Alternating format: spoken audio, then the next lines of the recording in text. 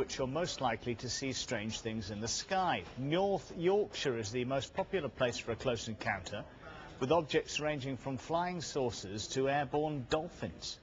Unidentified and as yet unexplained, this saucer-shaped object was filmed passing over Selby. It's just one of more than 40 images captured on camera by UFO investigator Russ Kellett. He claims the North Yorkshire area has become a hotbed for close encounters. I've seen other things like big orange balls of light come up from the horizon straight up and dance about on the horizon out to sea there. And other people have been seeing these objects as well, and you know, like, what the heck are they? It defies science. Nobody can give us any clear explanations for these sightings. This dolphin-shaped craft was also caught flying above the resort of Filey. Military aircraft in the area has explained some of the strange phenomena, but not all. So we've brought in Russ Callahan, a UFO researcher with 20 years' experience, to analyse the footage. And as you can see, it looks like a man falling out of the sky. No visible parachute or anything.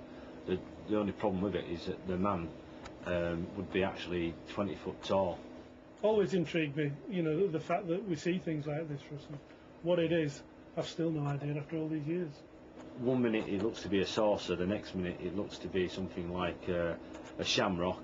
Could it be a balloon that's gone away? And just that the outer focus shot of it sort of tells us it's something it isn't.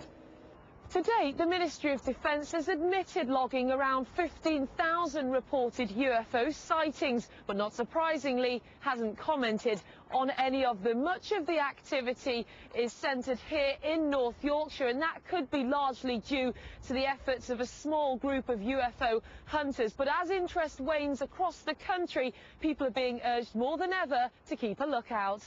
I would like people to report the incidents. No matter how feeble they may think the incident might be, even if they've just seen something unusual in the sky for a few minutes. It's always worthwhile, because we do look and put everything down on a database, and we do look at every single sighting. Until the sightings increase then, what these crafts may be doing and why they're here will remain a mystery. Miranda Shunker, Sky News, North Yorkshire. Joining us now from our central London studio is Roy Lake from crowdedskies.com. It's a website which describes itself as a UFO and alien repository. Good afternoon to you, sir. Good afternoon. I appreciate you take this matter very seriously. Why should we? Why should we?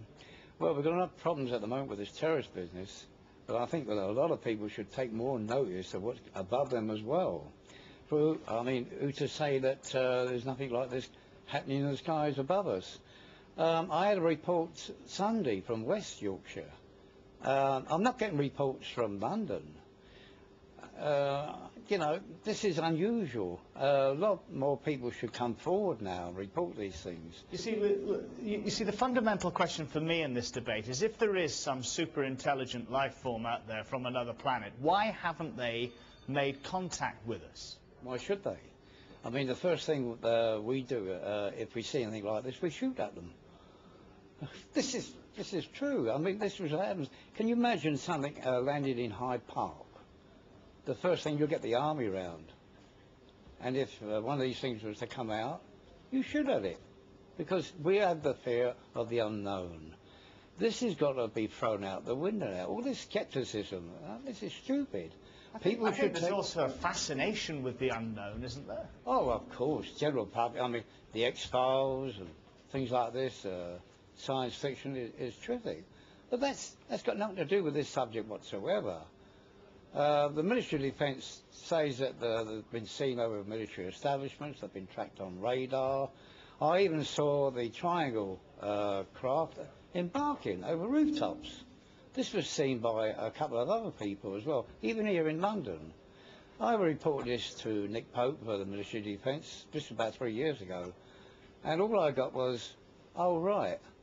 I spoke to him a few weeks ago at a conference I attended, and he doesn't even remember it. So... Do you just think they write you off as a nut? Well, no, I don't think they do that at all, because I mean, he's been into this subject now himself. He gives lectures himself. He's appeared on television. He gave my organisation a talk.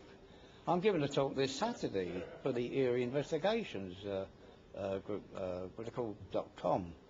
So get the general public along to these meetings. They should come, have an open mind and see what is on offer at these meetings. There are lots of scientific questions, aren't there? I mean, with the technology we've got at the moment, I think it would take 73,000 years to reach Alpha Centauri, so they must have one heck of a rocket ship. Why is it that everybody turn around and say that they're coming from here? Why not they turn around and say they are already here?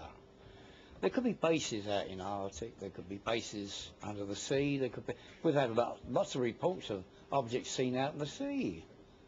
See, people should be aware of what's going on. They take it very seriously. Poo-pooing this is stupid.